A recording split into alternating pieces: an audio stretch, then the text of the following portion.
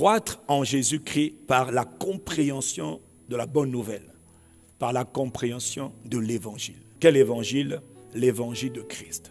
Tantôt on parle dans la Bible de l'évangile de Christ, on parle de l'évangile de Jésus-Christ, on parle de l'évangile de la grâce de Dieu, on parle de l'évangile du royaume de Dieu. C'est le même mot, c'est la même expression. Ça reste la bonne nouvelle de ce qu'on appelle l'évangile. Mais la personne centrale de cette bonne nouvelle, c'est le Christ. Ce n'est pas l'évangile du prophète ou de l'apôtre. Ce n'est pas l'évangile d'un homme. Ce n'est pas l'évangile de quelqu'un d'autre, d'une créature. C'est l'évangile de Christ. Et nous voulons croître en Christ Jésus toujours par la parole. Mais la parole qui nous révèle l'évangile, la parole qui nous fait comprendre l'évangile. Et la responsabilité des ministres de Dieu, des apôtres, des pasteurs, des docteurs, des prophètes, des évangélistes, de tous les ministères. Une de nos principales responsabilités, c'est vraiment de faire en sorte que nous annoncions l'évangile et que nous défendions l'évangile et que nous combattions pour l'évangile.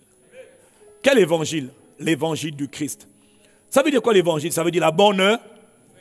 Avant d'aller plus loin, il faut d'abord que je vous fasse un petit rappel, comme je l'ai fait il y a quelques mois. Et je recevais clairement qu'il faut que je vous le dise encore. Vous savez, pendant qu'on parle de l'évangile du Christ, il faut que tu saches que ce n'est pas le seul évangile. Ce n'est pas la seule fameuse bonne nouvelle, parce que chaque religion, chaque système, chaque territoire a ses fameuses bonnes nouvelles qu'il veut donner aux hommes. Chaque esprit a son évangile, a sa bonne nouvelle qu'il veut donner aux hommes. Vous devez savoir, vous devez être très conscient. Tu dois être conscient que dans le monde entier, il existe une multitude, une pluralité de créatures, des êtres spirituels, des entités spirituelles qu'on appelle des dieux, qu'on appelle des divinités. Et chacune de ces entités spirituelles a son message, a ses voix qu'il communique aux hommes.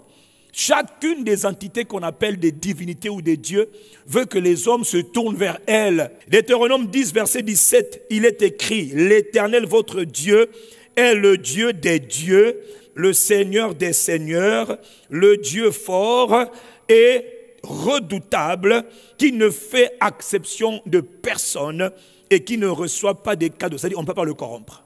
Rappelle-toi de la confession, de la reconnaissance de Nebuchadnezzar dans Daniel 2, verset 47, où il dit à Daniel, après que Daniel soit rentré dans son intelligence, soit rentré dans ses rêves, et lui ait donné le rêve qu'il avait fait et l'explication du rêve, parce que ces divinités, les dieux que le roi Nebuchadnezzar adorait, n'avaient pas pu lui donner ce que Dieu avait donné comme songe. Dieu donne un songe au roi. D'habitude, le roi a des songes, mais comme les songes ne viennent pas toujours de Dieu, les songes lui sont révélés par ses dieux. Mais là, le gars, il bloque parce qu'il se rend compte que là, j'ai fait un songe, mais je ne comprends pas le songe. Et Daniel, fils de Dieu, homme de Dieu, serviteur du Dieu vivant, un enfant ordinaire, mais qui craint Dieu et qui marche avec Dieu, Dieu lui révèle le songe. Et Daniel va révéler le songe et l'explication du songe. Que ce soit ton partage au nom de Jésus le Christ. Et donc le roi bluffé, choqué, oh c'est incroyable, il lui dit non, je reconnais qu'il y a beaucoup de dieux, moi j'ai des dieux, mais le tien là, vraiment je reconnais qu'il est le Dieu de tous les dieux.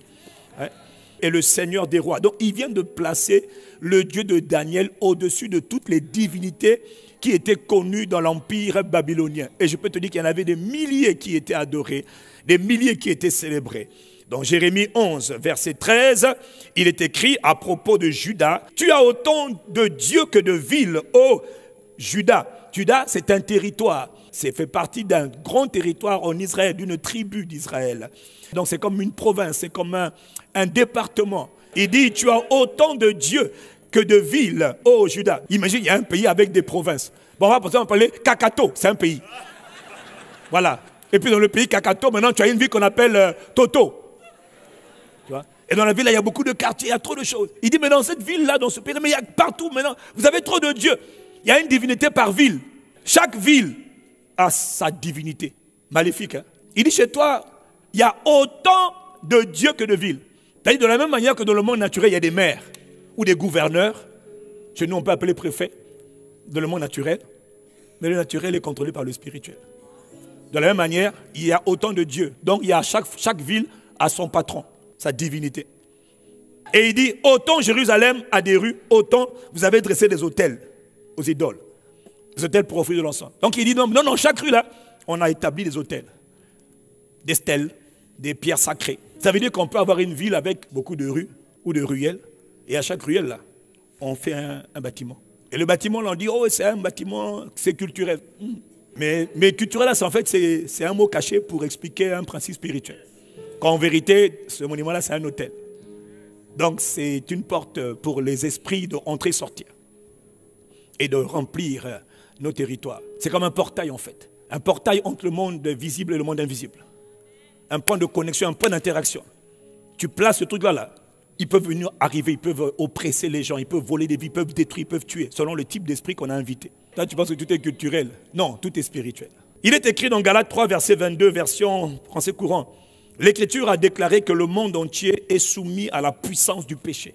Le monde entier est sous la puissance, le pouvoir du mal, du péché. Il est écrit dans 1 Jean 5, 19, que tu connais déjà. Que nous sommes de Dieu. Celui qui est sauvé vraiment, il est de Dieu. Mais que le monde entier est sur la puissance du mal.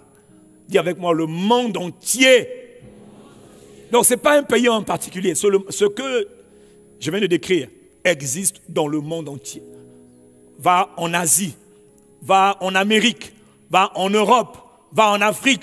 Ces principes spirituels demeurent. Les villes, les régions, les rues, les quartiers ont des entités qui les contrôlent. Et en contrôlant ces quartiers, ils contrôlent les familles qui habitent dans ces quartiers. Et ils contrôlent les hommes de ces quartiers, de ces territoires. Et si l'esprit, la divinité qui contrôle, c'est par exemple une divinité de la débauche. Par exemple, c'est un dieu de la perversion sexuelle. Ou un dieu de mensonge. Ou une divinité dont le travail, dont la spécialité, c'est le mensonge. Vous allez voir que dans cette région-là, dans ce pays-là, dans ce quartier-là, si par exemple c'est une divinité de la violence, vous allez voir que dans cette ville ou ce territoire-là, les gens sont violents. Si c'est une divinité, par exemple, qui détruit les mariages, vous allez voir que tous les mariages sont en train d'être détruits. Et ils ne comprennent pas pourquoi. Je ne t'aime plus. Mais tu m'aimais il y a 2 mois. Je ne veux plus de toi. Mais qu'est-ce qui s'est passé? Si c'est une divinité dont la spécialité, c'est de pousser les gens à la perversion sexuelle, mais alors tu vas voir que là-bas, même quand ils se marient, ils s'aiment d'un amour éternel, soi-disant. Quelque temps après, les gars, ils vont se tromper les uns les autres. Tu couches avec un tel, qui couche avec un tel, qui couche avec un tel. Et plus ils couchent, plus ils sont contents. Mais ils ne se rendent pas compte qu'ils sont des otages, des prisonniers d'un prince, d'une divinité maléfique qui opère dans le pays, qui opère dans le territoire. D'autres, c'est les divinités de la colère. Ceux qui viennent de là, ceux qui habitent là-bas, là, ce sont des colériques plus. Donc il y a beaucoup d'esprits et chaque esprit a sa nature. Chaque esprit a sa raison d'être. C'est pour cela que l'apôtre Paul, l'apôtre Pierre et même Jésus lui-même, mais surtout Jésus, après Jésus, les disciples, leur guerre, leur bataille, dès que le Saint-Esprit est venu, il fallait annoncer l'évangile. Pourquoi? Parce qu'il fallait redresser ce qui avait été annoncé pendant longtemps. Il fallait remettre de l'ordre dans le système de pensée des hommes. Il fallait détourner les hommes du pouvoir, du contrôle, de la domination, de la captivité de ces différentes entités spirituelles qu'on appelle des dieux, des faux dieux. Nous, on les appelle faux dieux.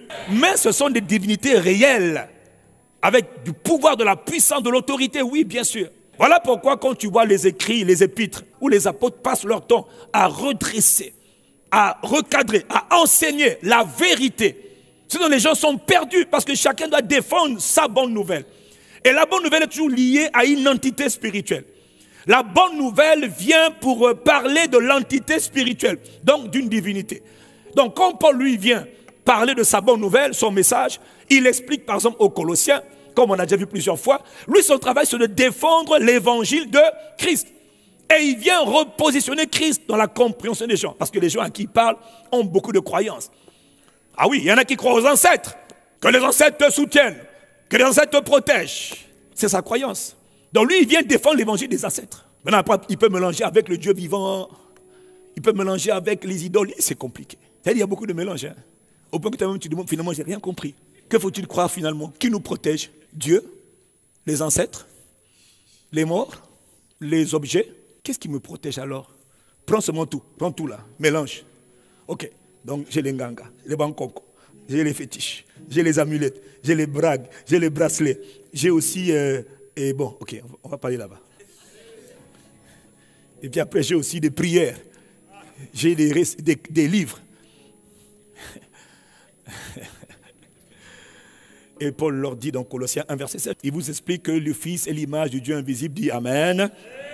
Il rappelle encore qu'en lui ont été créées toutes les choses qui sont dans les cieux et sur la terre, les choses visibles, les choses invisibles, les trônes, les dignités. Il dit tout a été créé par lui et pour lui. Paul, qu'est-ce que tu es en train de faire? Il dit je t'explique qui est le Christ. Le Christ que moi j'annonce là, sachez-le, il est au-dessus de tous. Vous avez appris qu'il y a beaucoup de divinités.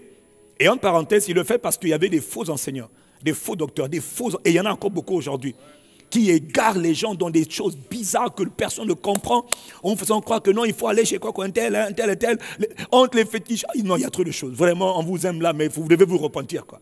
Les faux enseignants, les faux docteurs combattaient le Christ, mais ils faisaient tout pour que les gens se détournent du Christ. Et Paul se battait pour amener les gens à Christ. Parce que Christ, il dit, mais le Christ dont je vous parle là, c'est lui qu'on appelle Dieu. C'est lui qui est le Fils de Dieu. C'est lui par qui toute chose a été créée. C'est lui qui a la primauté, c'est-à-dire le premier rang sur tous les autres dieux. Vous avez été habitué à dire qu'il y a des dieux des forêts que vos ancêtres ont adorés. Je vous annonce que ce Christ que je vous annonce, il est au-dessus des dieux de tous les forêts. Il est au-dessus des dieux des montagnes. Il est au-dessus des dieux du second ciel et du dieu des airs. Il est au-dessus des dieux du royaume des morts. Ce Christ dont je vous parle, toutes choses ont été créées par lui et pour lui. Toutes choses subsistent par lui. Il dit ce Christ, il est avant toutes choses. Et toutes choses subsistent par lui. Il est en train de vous annoncer le positionnement réel du Christ. Parce que les faux enseignants comparaient Christ à Michael. Non, c'est un des dieux. Non, il dit il n'est pas un des dieux. Il est supérieur à tous. Il a le rang le plus élevé sur tous. Et il vient directement du Père. Et on ne peut le comparer à personne. Est-ce que je suis en train de parler à quelqu'un? Ce que je te dis a l'air simple. Si tu ne comprends pas l'évangile de Christ, tu vas t'égarer parce que Satan aussi a d'autres évangiles. Chaque divinité a son évangile, a sa bonne nouvelle. Tournez-vous vers moi. Oh, je m'appelle la reine des côtes, la reine des eaux. Je m'appelle le roi des forêts. Chacun veut attirer les âmes. Chacun veut capturer les âmes pour en faire ses captifs. Par contre, le Christ vient vous annoncer un autre message, que je suis le libérateur. C'est moi. Tournez-vous vers moi et vous serez sauvés de vos différentes prisons. Mais attends, avant de dire Amen, il faut d'abord que tu comprennes pourquoi il enseigne ces choses. Un jour, dans Acte 19, il y avait un homme qu'on appelait Démétrius. La Bible dit dans Acte 19, verset 24, Démétrius, qui était un bijoutier, qui fabriquait des temples de Diane en argent, des figurines, voilà. Et procurer à ses ouvriers un gain. Ça veut dire que les gars étaient riches. Parce que l'idolâtrie, c'est beaucoup d'argent. Fabriquer des statues, tout ça, puis vendez. Diane est là. Mets dans ta poche.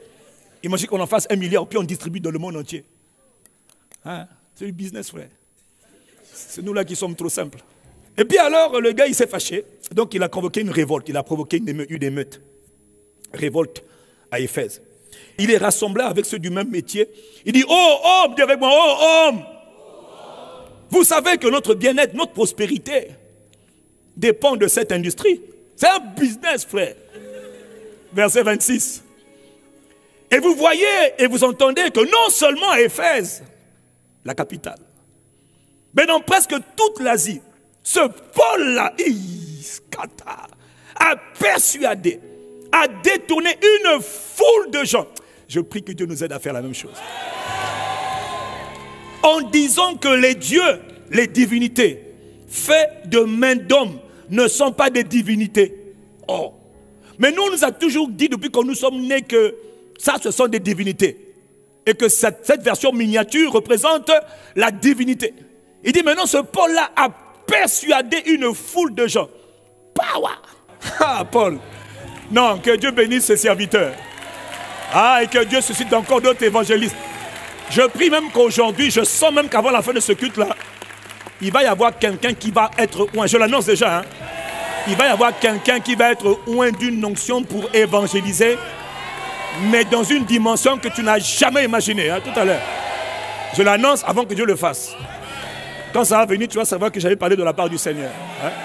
Je ne sais pas si c'est toi, prépare-toi, hein, parce qu'il y a quelqu'un qui va être oint aujourd'hui. Mais d'une puissante onction.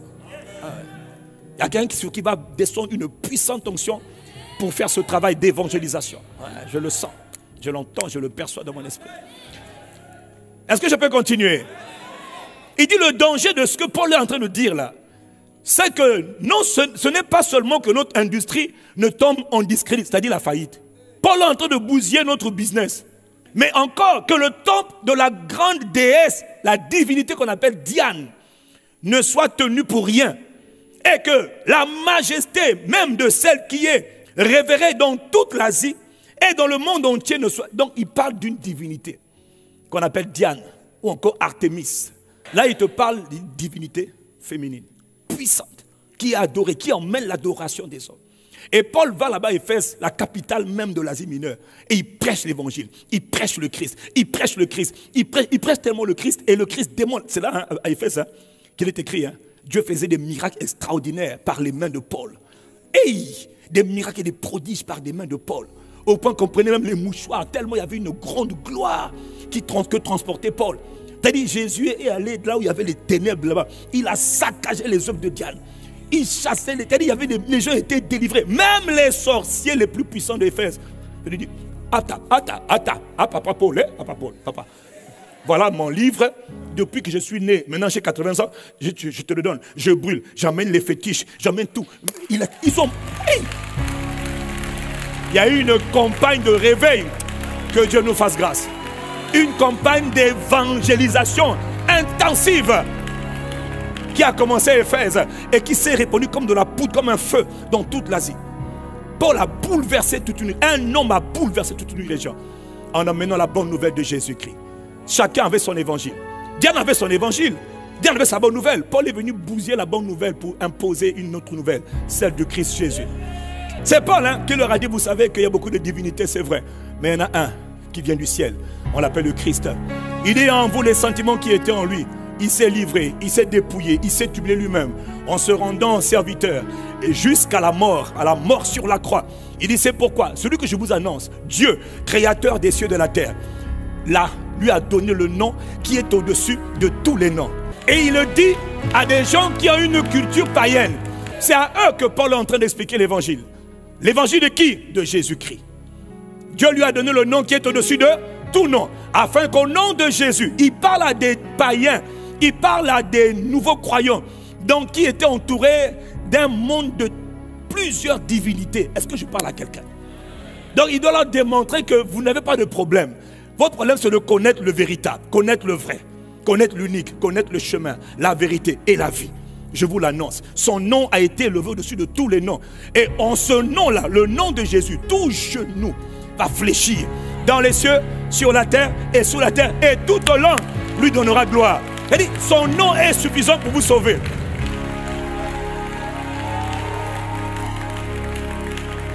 Vous vous rendez compte, il parlait à des gens qui avaient la culture et la crainte, qui avaient grandi dans un environnement où il y avait beaucoup de compétition des dieux.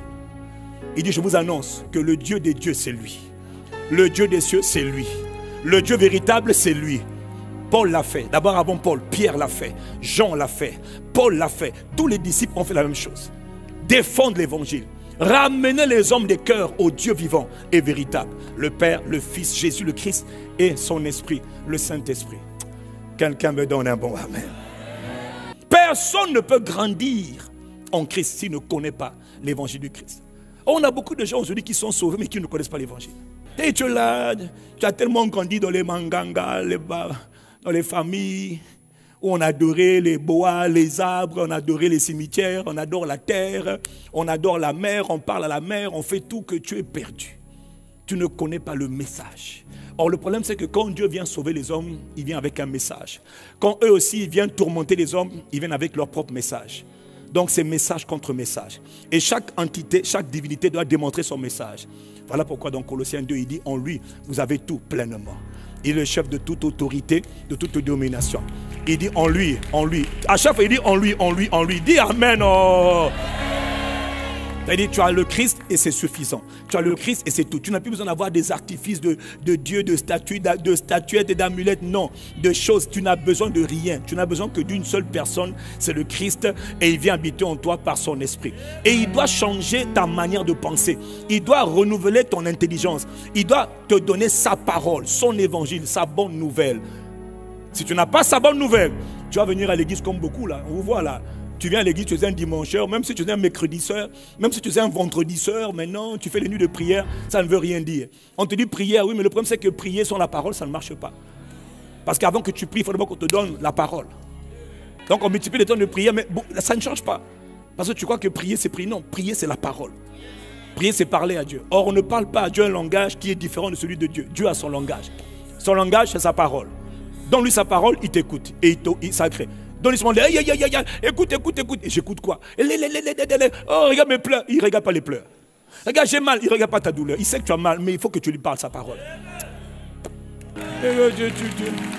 Oh, Nzambe, ça veut rien dire. C'est-à-dire, il faut parler à Dieu son langage. Dieu ne connaît que son langage. Soit tu pries en langue parce que tu ne connais pas, gloire à Dieu, prie seulement en langue. Mais il faut aussi apprendre à prier et en langue et dans l'intelligence. Parce que même ta prière en langue, elle est soutenue que par la révélation que tu as de lui. Sinon tu as prié en langue, elle est... Tu as vu donc, tu faisais beaucoup de mal. Puis il y en a qui sont forts. Après tu fais une petite... C'est quoi? Que Dieu nous aide. Vous connaîtrez la vérité. Vous aurez une révélation. La vérité, c'est une personne, elle s'appelle le Christ. La vérité, ce n'est pas une philosophie, c'est une personne. Je suis le chemin. Je suis vérité. La vérité, c'est moi. Je suis la vie, c'est moi. La vie éternelle, c'est moi. Qui a dit ça? Le Christ. Personne n'a parlé comme lui. Personne. D'éternité en éternité, personne n'a osé parler. Encore, il ne faut pas seulement parler, il faut démontrer. Parce qu'il y a des gens qui parlent, non, il faut démontrer. Et dans un monde où il y a beaucoup de fausses nouvelles, où il y a beaucoup d'intrigues, où il y a beaucoup de mélanges, frère, ma soeur, mon frère, fais attention.